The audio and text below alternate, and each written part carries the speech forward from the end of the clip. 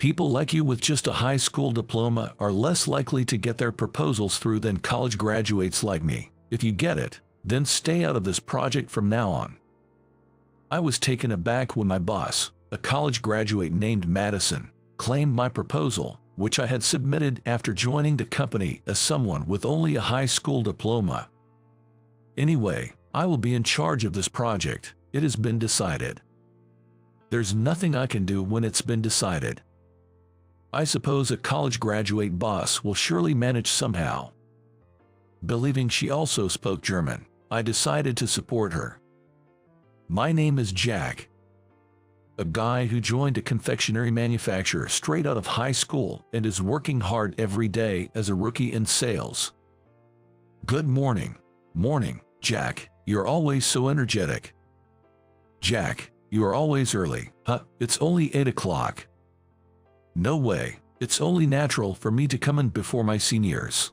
I live by the principle of starting the morning with a cheerful greeting, and as always, I greeted my colleagues with a lot of energy upon arriving at the office today.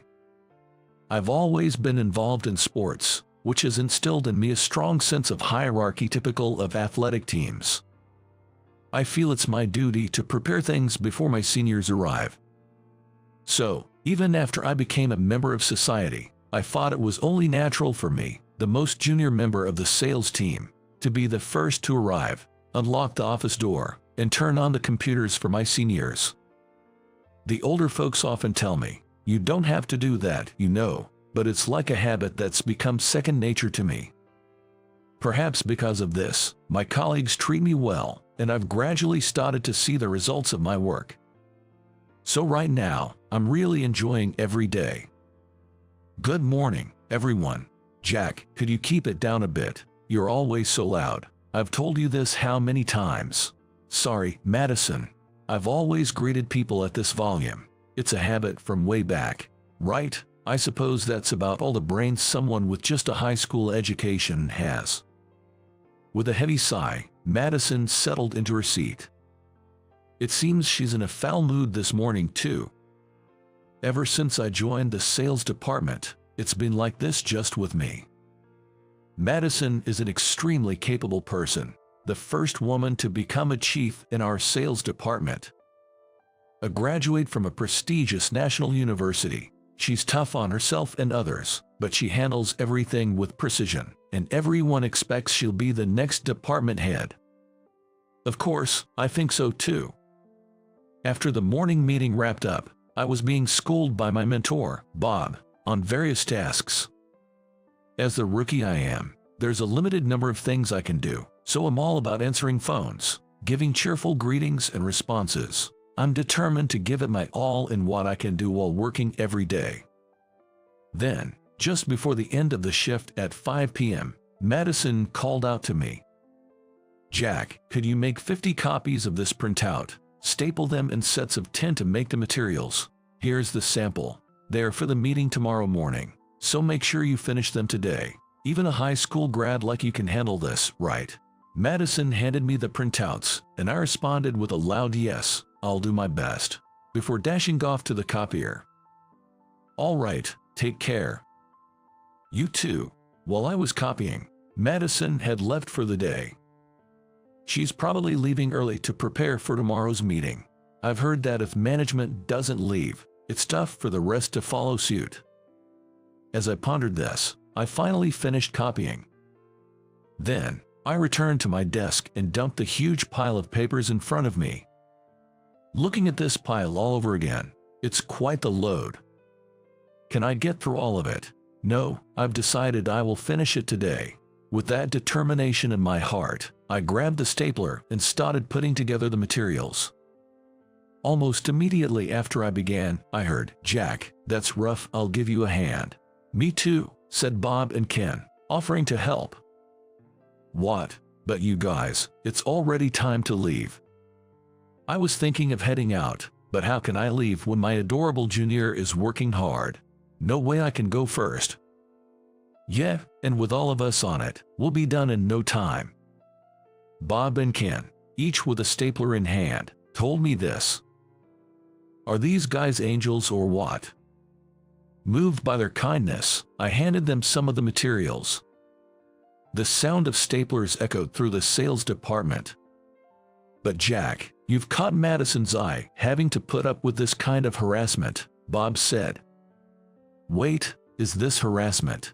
I asked, surprised. "Come on, what else would you call it?" The seniors chimed in together. "Oh, a double punch line. Having to make copies and assemble materials minutes before finish time, while she heads out on time. You really didn't notice. I thought it was Madison's way of showing tough love." Bob just looked at me and said, "Seriously?" Ken looked at me with eyes that couldn't believe what they were seeing, and said, "Man, where do you feel the love in this? Even I can feel a shred of affection here. Seems like Madison basically has it out for Jack." "Huh? Maybe that's because I'm not that good at my job." "Well, it's only natural since you're still the newbie. Though I guess it also has to do with the fact that you and she are just complete opposites. I definitely think that Madison and I are completely different. From the standpoint of Madison, who's calm and good at her job, I must seem like a noisy guy who can't cut it. Starting tomorrow, I'm going to try to keep my voice down." Then one day, during lunch break, my personal cell phone rang. The call was from a friend, and because it had been a few years since we last talked, we really enjoyed catching up. It turns out this friend took over his dad's business a while back, and now he's planning a big project there. He asked if I could lend a hand with it. "Hey, Bob, got a sec for some advice?" "Sure, what's up, Jack?" I told my mentor, Bob, about the call and asked what he thought about the project as a business idea. "That sounds good, but man, you've got some impressive connections to know someone like that." "Nah, just an old acquaintance, really." Bob suggested, "Why don't you run it by Madison?" So I brought up the project idea to her. "What do you think about this project?" "Well, we haven't had any new initiatives lately, so it might be good. This could be the perfect chance to learn how to draft a proposal from Bob. Once you've got it, show me what you come up with," she said. So I tried to draft a proposal while Bob taught. Thanks to Bob's help, I finally finished the proposal and handed it over to Madison. After reading it, she said, "I'll take charge of this project." "Huh? People are more likely to take a project seriously if it's headed by a college grad like me rather than a high school grad like you. Understand? So, stay out of this from now on." "But that's... What? You think you can do this job better than I can?" Madison glared at me, and I blurted out without thinking, "No, of course not. Anyway, I'm taking over this project. That's final." With that, Madison stood up, took the proposal, and left. If it's a done deal, there's not much I can do. I'll just have to leave it in her hands. With that thought, I decided to step back from the project. A few days later, it was announced that this initiative would become a major company-wide project, and a project team was assembled. As expected, my name was not among the diverse group of team members gathered from various departments. Looking at the bulletin board with the names of the project members, I'll be honest, I felt a bit down. Of course, the project leader was none other than Madison. Jack, that's a bummer. Who would have guessed Madison would just snatch a project like that? Bob, standing next to me looking at the notice, seemed down for some reason too. By the way, Bob wasn't on the team either. That must have been the reason for his disappointment. "It's not your fault, Bob. Let's keep our spirits up." "Oh, yeah, well, with Madison in charge, I'm sure it'll be a success. Let's just focus on our other work and do our best." "Right. Yeah, Madison is different from me, a college graduate. Maybe she can handle this too and everything will be just fine." The whole company was gearing up for this project, and I spent my days working while watching over it. Just yesterday, I passed by the busy Madison in the hallway and greeted her with, "Hard work as usual." Then she said, "Jack, I'm sorry it seems like I took your project, but you know, it probably was better for a college grad like me to propose it, right?" I replied honestly with, "Indeed," as expected, and she had a rather ambiguous expression on her face. I couldn't understand what that expression meant, but I admired the hard work she's putting in. "Man, it's tough every single day," says Leah, who started at the company the same time I did. Leah is so talented that she was picked for the project team, and there's talk she'll be the first among our peers to make it big. Even someone as capable as her seems swamped with this project. I heard as much when we chatted in the break room. It really does sound like it's a grind every day.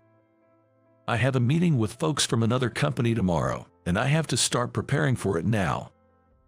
If there's anything I can help with, just let me know, anytime. Thanks a bunch, Jack. But you know, since it's pretty well known that Madison has it out for you, I'd probably get an earful if I relied on you, so I'll just take the thought, okay. Leah said this with a laugh. Then, the next day, I was in the sales department organizing some documents. Suddenly, I heard the sound of hurried footsteps, and the next moment, the door to the sales department was flung open with incredible force. "Jack," I heard my name called. It was Leah. "Jack, come to the conference room, right now." While saying that, Leah came closer to me. "Hey, Leah, what's going on?" "No time to explain. Just hurry up." I was practically dragged by the arm by Leah, rushing out of the sales department and into a conference room. When we got to the conference room, there was Madison, as pale as a ghost. And for some reason, she was sitting under the desk. "Madison, are you all right? Are you feeling sick or something? It's all your fault." "Huh? But never mind that, Jack. You can speak German, right? Please, take over from Madison." That's when I remembered that there was supposed to be a meeting today. "Wait, you mean Madison can't speak German?" "Of course, most people can't. Just hurry." I thought since she had a college degree, she'd be able to. Just because I have a degree doesn't mean I can speak it, do I? "Oh," I was yelled at by Leah, and it hit me. Come to think of it, Leah had said she couldn't speak German either. That's just the way it was. In front of the chair where Madison had probably been sitting was a laptop, closed shut. When I opened the laptop, there was a man filling the screen. It was Franz, an old acquaintance of mine from Germany. "Franz, you're really attending this meeting today?" "Ah, Jack, how have you been?" "Great, you too." "Oh, you're working hard as the boss, I see." "You bet, I'm the president now. Plus, this whole job was my idea." Watching me and Franz converse in German, Madison's eyes were wide with surprise. Franz's company is a well-known confectionery manufacturer in Germany, and he had recently taken over as president from his father. Since I happen to work for a confectionery manufacturer in the US, in the same line of business, Franz proposed we collaborate on a confectionery project between Germany and the US, which led to the current plan. Franz's company is large with branches all over the world. They have a branch in the US too, and all the meetings so far had been with someone from the American branch. Today's meeting wrapped up smoothly, and just as we were about to call it a day, branch office staff said, "Our company president would like to say a few words today, so I'm going to connect him remotely now." "Your company's president?" "Yes, he hasn't had the chance to greet the project leader yet. As you may know, our president is German and speaks only German. But Madison, you can speak German, right?" While preparing the connection, the branch representative continued, and Madison's face grew increasingly pale. I actually can't speak any German," Madison admitted honestly, but the representative seemed confused. "Really?" But the president said, "The project leader has a college degree, so they must surely speak German." It was me who told Franz that.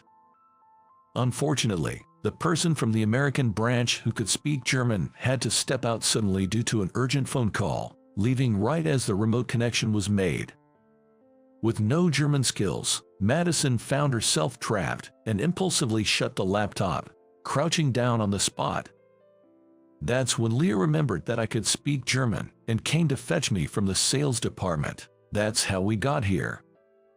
"So, is it all right if I handle the new contract when I visit the US? I'd really like to go to the US again after so long." "Hold on a sec. Madison, Franz is asking if it's okay to finalize the contract when he visits the US. I relayed what I heard from Franz to Madison. Yes, that's fine. She says it's fine. Let us know when you plan to come to the US again. Will do. And Franz, I'm sorry for the mix-up, but our project leader doesn't speak any German at all. Oh, is that so? So when you come to views, I'll act as the interpreter. That means I'll get to meet Jack too. Looking forward to it. With that, the remote session ended, and I closed the laptop again. Jack, you really are fluent in German. It was Leah who said this. Yeah, well, glad I could help. You really saved us. Thanks a bunch. Madison, that's great news for you. Looking over at Madison, she was trembling all over. Is she angry? Jack, are you implying I should speak German just because I have a college degree? Is that some kind of dig? What? No, I didn't mean. And why on earth can you speak German so well when you only have a high school diploma? As Madison fumed red-faced, I decided it was time to explain why I could speak German. Actually, I'm really into soccer, and I've been part of a club team. When I was 15, I even went to Germany for 3 years to play soccer. Huh? Madison, with a surprised look, just stood there with her mouth agape. You might not know this, Madison, but back then, Jack was quite a famous soccer player, almost like a prodigy. Lee added for me. Learning German was quite a challenge, but after spending 3 years there, I managed to pick up the language. I was actually set to join a professional German soccer team, but unfortunately, I injured my knee and had to give up on my soccer career.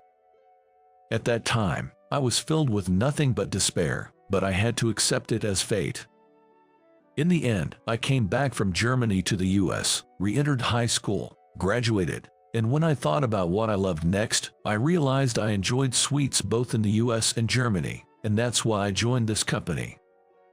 By the way, Franz was a teammate from the same club team in Germany.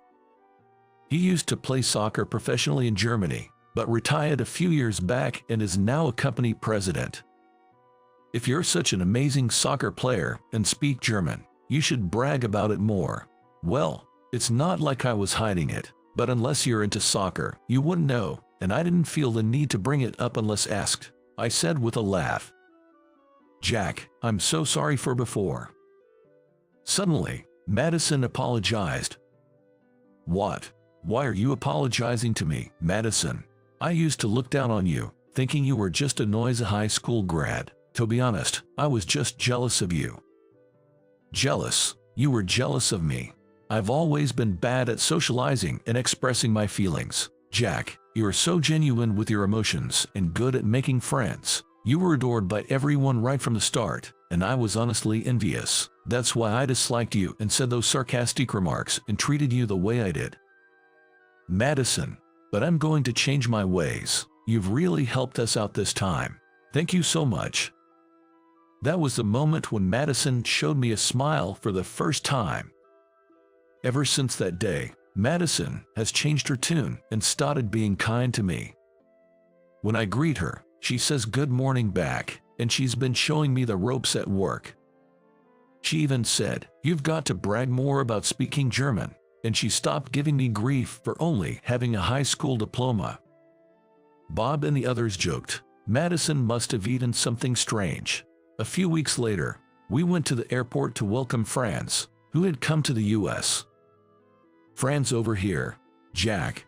Franz was waving his arms wildly, rolling a big suitcase towards us. Franz, let me introduce you. This is my co-worker Leah, and my boss, Madison. We were there to pick up Franz also because of a contract for a new project, so I had Madison and Leah come along for the ride. Pleased to meet you, I'm Madison. Sorry for any rudeness over our remote meeting the other day. I'm Leah. After the two exchanged greetings, I translated for Franz in German, and his demeanor suddenly changed. Jack, what's up? I'm smitten with this Madison. I want to take her back to Germany and marry her. Wait, you're moving too fast. Since when were you such a ladies' man? I'm not a ladies' man. I'm serious. Translate for me, quick. So, I told Madison that Franz said he's fallen for her at first sight and wants to take her back to Germany. What? Franz walked up next to a wide-eyed and astonished Madison. Madison, I'm crazy about you, let's get married, he said in his broken, alien-like confession and proposal. Beside me and Leah, a great deal of laughter escaped us. However, Madison, faced with such a sudden statement, was not going to accept it, saying, "No, I can't deal with this out of the blue," and so Franz was turned down by her. Franz looked visibly downcast, but he declared, "I won't give up, no matter what." He quickly signed the contract documents we had for him, and he planned to spend the next 2 weeks or so touring the US. That's why I thought his suitcase was unusually big. The sudden confession from Franz and Madison didn't seem totally opposed. Leah confided to me secretly, so Leah and I decided to help deepen their relationship a bit while Franz was in the US, concocting various strategies. From that day on, Franz began his relentless pursuit of Madison, and we supported him while trying to leave them alone together, but 2 weeks wasn't enough for things to go smoothly. Before we knew it, the days had flown by, and it was about time for Franz to return to Germany. "Franz, when are you going back to Germany?" "I'm not going back." "What?" "I won't return to Germany until I take Madison with me. I can work remotely, and as a CEO, it's okay," Franz said with a thumbs up and a good smile.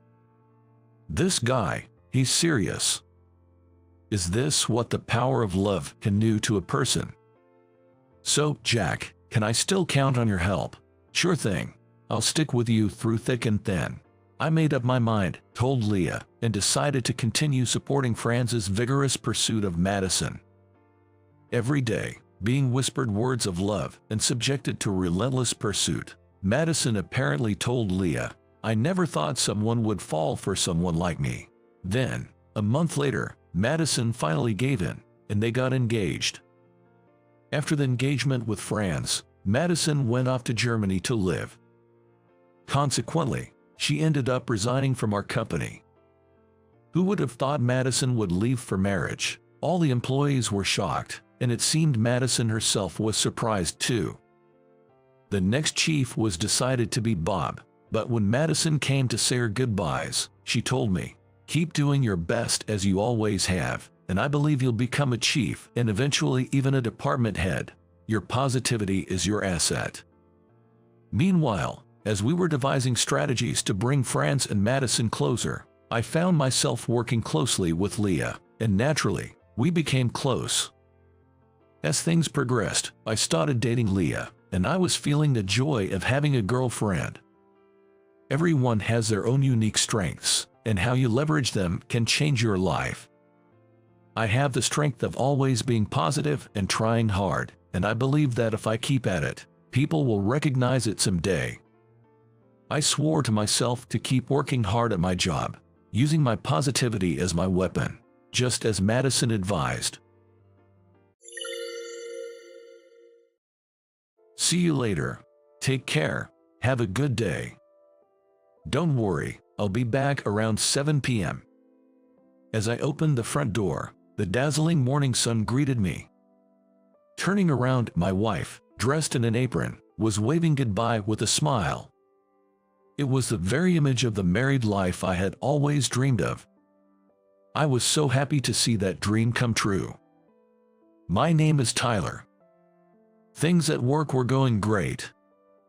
At 29, I was starting to get recognized and earn a decent position. Although the responsibility is heavier, it is more rewarding, and most importantly, the salary has increased. I'm saving this money for my wife, and for our future child. With that in mind, I've been giving my all at work. But the problem arose less than a year after we got married. We had been trying, but we couldn't seem to have a child. Maybe we should get checked at the hospital, just to be sure. One day, I suggested this to my wife. But she said, "There's no need to rush, is there? Let's just be patient." She said that, gently refusing to go to the hospital. At the time, I only thought there might be a slight misalignment between us regarding children, but one comment from a mutual friend changed everything. It was when I was on the phone with that friend, talking about going fishing, which is a hobby of ours. "Hey, by the way, did you guys have a kid?" he asked cheerily, but I was stunned. "A kid? No, we haven't." "Really? Because, I had a cold recently, right? When I was at the clinic, I saw your wife coming out of the obstetrics and gynecology department." According to my friend, it was a momentary event, and he didn't have time to say hello. My wife, who didn't want to go to the hospital, was secretly at the OBGYN. Why would she be there? I had a bad feeling.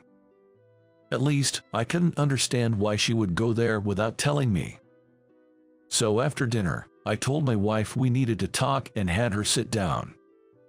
When I brought up what the friend had mentioned, I didn't miss the brief moment of panic in her reaction. "You must be mistaken.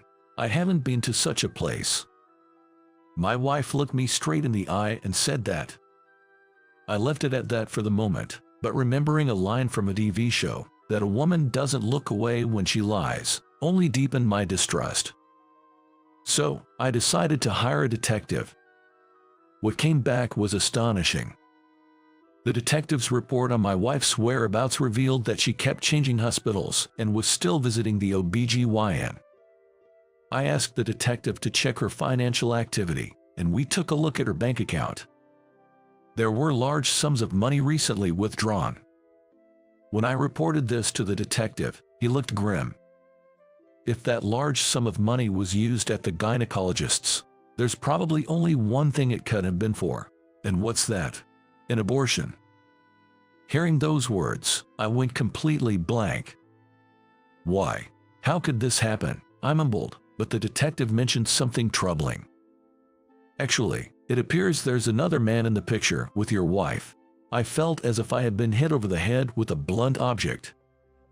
"Haha, you're joking, right?" I burst out laughing dryly, but when the detective showed me a picture of my wife with a strange man, I couldn't laugh any longer. I had been betrayed by my wife. Then, I confronted her with both the photos of her entering the OBGYN and her meeting the man in secret. At first, she tried to explain it away as a misunderstanding, but ultimately, she admitted to the affair. "I'm truly disappointed. Why did you do this?" Past anger, I struggled to hold back tears as I squeezed out the words. Then, through her sobbing, she said, "Forgive me, it was a moment of weakness. You've been so busy lately." And then I was approached by a senior from my college days, but the child I aborted was his. I didn't want to have a child with anyone but you, so that's why. Come to think of it, there had been several large withdrawals from my wife's bank account. When I pressed for details, it turned out that she had secretly conducted a DNA test when she found out she was pregnant. That must have been what the money was for. In her mind, she must have thought that all the effort she put in was to prove her love for me, but when I heard that, anger surged within me again. Don't be ridiculous. How selfish can you be? You had an abortion because it was your lover's child. If you were going to do something like that, you shouldn't have cheated in the first place. What you've done is nothing less than murder, I shouted. I just went off screaming. It was the only way I could keep from hitting her. She kept apologizing, but sorry wasn't going to cut it anymore. Then I told her it was over.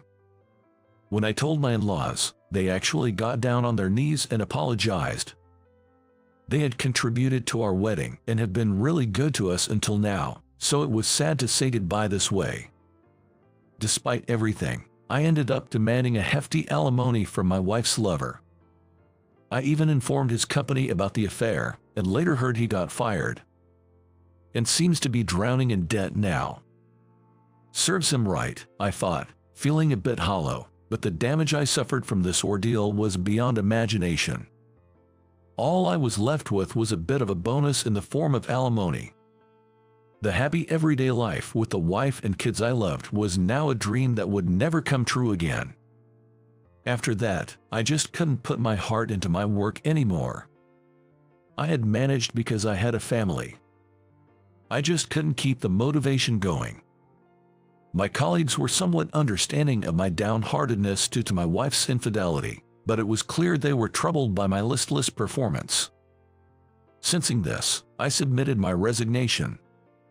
"Are you sure? After all you've worked for?" my boss said, but I told him I didn't want to be a burden anymore and that I wanted to start fresh somewhere new.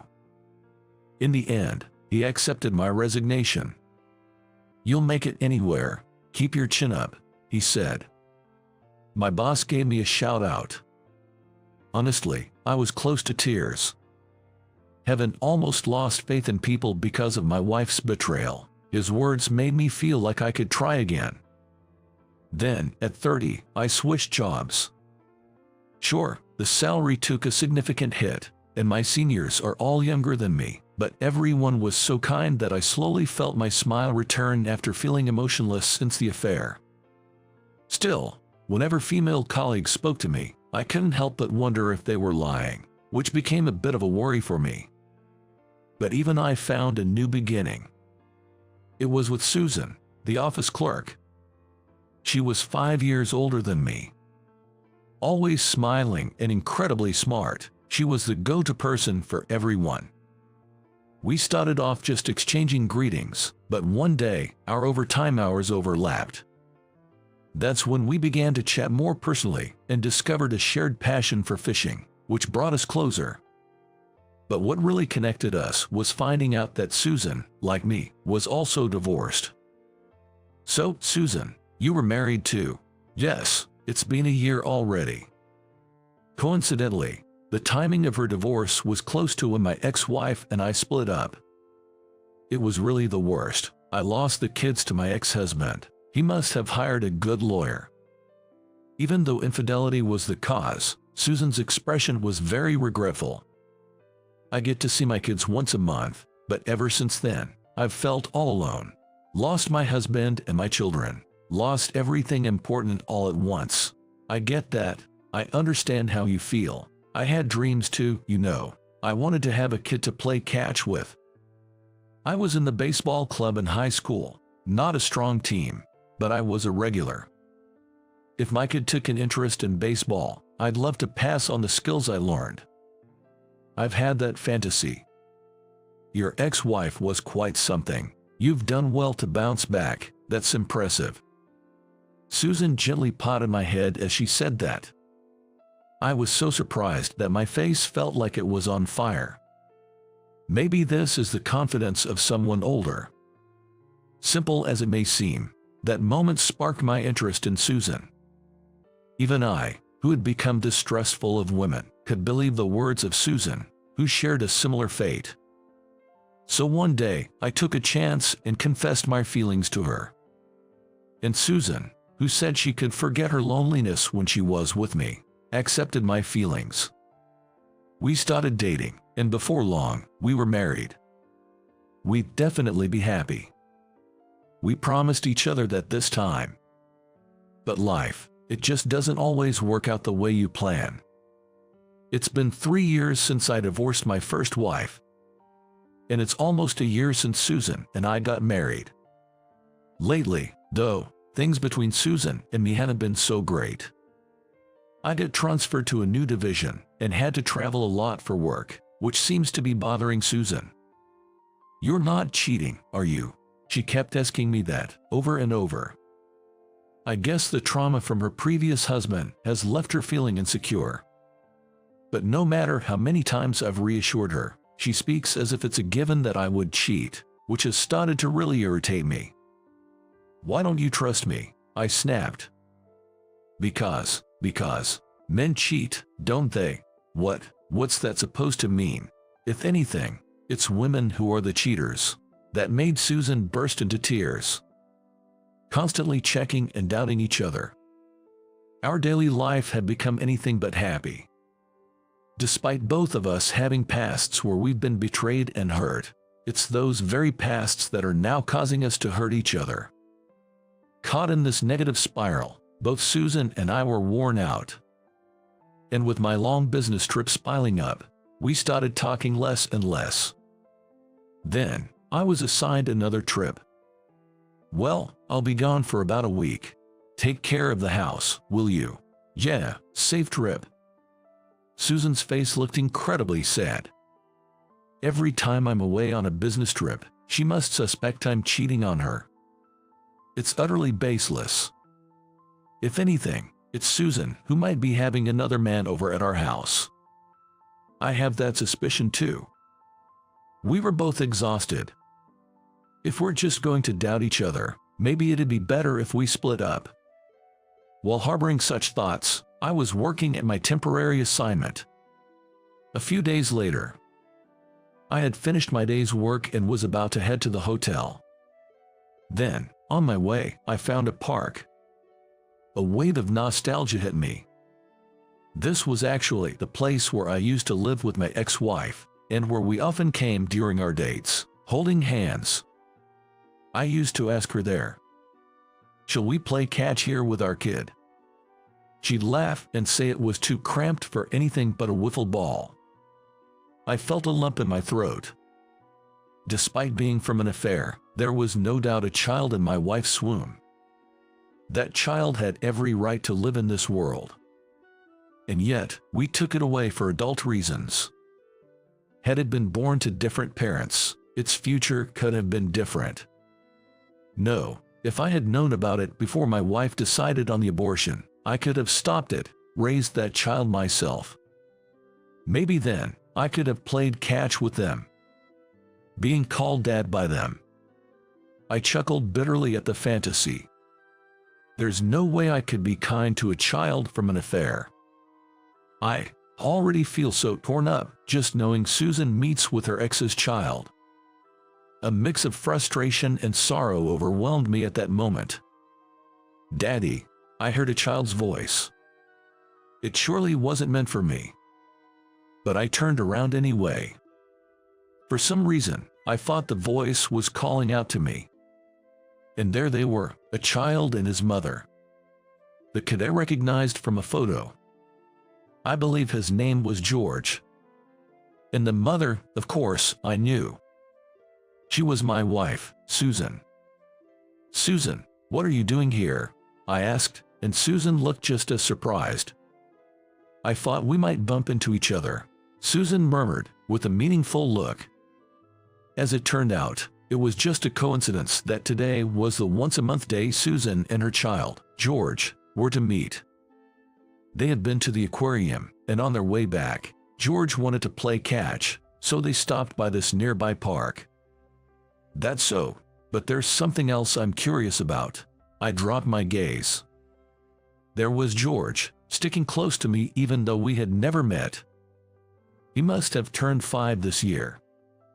I've seen his photo with Susan, but for some reason, George looked up at me and seemed happy, calling me daddy. When I asked why, Susan just gave a wry smile in response. Actually, I've explained to George that I have a new husband now, and when I mentioned that he used to play baseball, George said he wanted to play catch with his new dad. Since he had seen your photo before, when we came to the park and he spotted you, he ran straight over. Is that so? Do you like baseball, George? When I asked, George nodded happily and said, yeah. Then he immediately wanted to play catch and showed me a wiffle ball. I was bewildered by the sudden turn of events, but seeing George's smile made me too tired to think it over. All right, shall we play? Yay, awesome. Kids really don't consider the convenience of adults, do they? But that's okay. I thought to myself as I played catch with him. After a while, as George started to play on the playground equipment, I walked shoulder to shoulder with Susan. Susan said that young George might not fully grasp what a father is yet. That is, there's only one mom, but there could be more than one dad, and right now, for some reason, Mom is living away from him with another dad. That's probably why George so naturally called me daddy, Susan analyzed. It's all my and my ex's fault that he thinks this way. Someday, George will realize how odd his parents are. What am I going to say to apologize to him then? Susan said this, her shoulders drooping. She said she never forgot about George for a moment, and she must have been worrying about her son more than anyone else. Thinking this, I realized her troubles were undoubtedly much greater than mine. I wondered if I had really been able to support her properly. "Sorry for meeting with my ex's child. You weren't too happy about that, were you?" I was taken aback by Susan's words. I didn't feel that way. I was about to respond, but the words didn't come out. Frankly, I have decided to stay out of George's life. I was somewhat jealous of the child that belonged to Susan and her ex-husband. That feeling must have inadvertently been communicated to her. I now regretted not having fully supported her in that regard. "I'm sorry. Maybe I've been pushing you into a corner without realizing it. I'm truly sorry." I couldn't help but let the tears overflow. Then, Susan also began to cry, apologizing for having taken out all her pent-up anxiety on me. Seeing two adults crying side by side in the park, maybe in empathy, George dashed from the top of the slide and clung to Susan, crying even harder than us. Seeing George's reaction, we couldn't help but chuckle. "No fighting." As George cried, I patted his head. "It's okay. Thanks to you, we've made up now." While laughing, I said thank you. Since meeting George, both my wife and I felt as if a fog had lifted. From then on, I started accompanying Susan to the monthly visits with George, playing catch with the kid. It was the moment my dream was fulfilled through George. I, who had not thought so highly of George at first, felt truly cleansed at heart when meeting him. Gradually, seeing George became the highlight of my life. I even started to wish that George would really become my son. One day, Susan confided in me. "Actually, George mentioned something the other day. His father doesn't seem to come home much anymore." "Really? Is that true?" When I brought it up with his father, he just insisted that's not true. But considering he always prioritized his work and hobbies over family, it seems suspicious. Susan looked anxiously in George's direction. "He seems a bit too skinny." I was worried about whether he was eating properly too. "All right, then I've got a good idea." I made a suggestion. That was to hire a private investigator. Yes, the same detective agency I had used before to corner my ex-wife. I asked them for another investigation. "We'll take this case for a lower fee this time," the detective said, and then they started tailing Susan's ex-husband. It turned out the ex-husband had a girlfriend he seemed to be seeing, spending every night with her in a hotel. He would come home late at night, and sometimes not until the morning. He left his son, who wasn't even in elementary school, home alone to fend for himself while going out. When Susan learned this fact, she was shaking with anger. "He is a man who only thinks of himself. He took away my son's custody because he didn't want to be seen as the ex-husband who took my child away from me. I really can't forgive him." I then made a suggestion to Susan. "I talked to the detective, and with this much evidence, we can definitely get the custody back." "Really? Go to court?" "Yes, and then I want to become George's father." Susan was very surprised by my words. "Are you sure that's what you want?" Susan asked me. I had no doubts myself. I wanted to live with George. George and Susan. The time the three of us have spent together has become something I can't replace. Can I stand by and protect you both from here on out? To hear you say that, it really means the world to me. She said that with tears streaming down her face. Then, through a detective's connection, I got a lawyer and filed a custody battle against Susan's ex-husband. We went through all sorts of procedures, and the court deemed what Susan's ex did to be child abuse, and luckily, we were granted custody. I thought Susan's ex would put up a huge fight, but he was surprisingly subdued during the trial. It turned out that the woman Susan's ex had been secretly meeting was the wife of a senior executive at a client company. In other words, he was having an affair. So for the ex-husband, it was more problematic for that to come to light than the custody terms. so he agreed to the custody terms on the condition that the affair stayed under wraps. As a victim of his cheating, I was filled with righteous anger and wanted to tell him off, but I held back, thinking of getting George back. But later on, it seems the affair did come out. I heard through the grapevine that the ex lost his job and has been paying a hefty sum in alimony. It seems hiding infidelity is next to impossible. This incident made me sure of that. And so, Susan and we began living peacefully with George.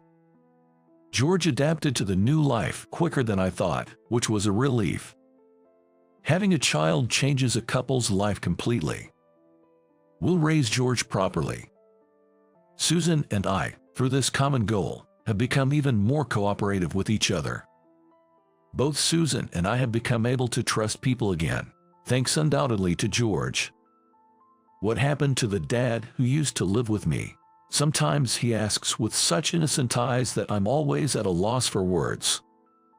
Susan and I have talked it over, and we've decided to wait a little longer before explaining his situation to him.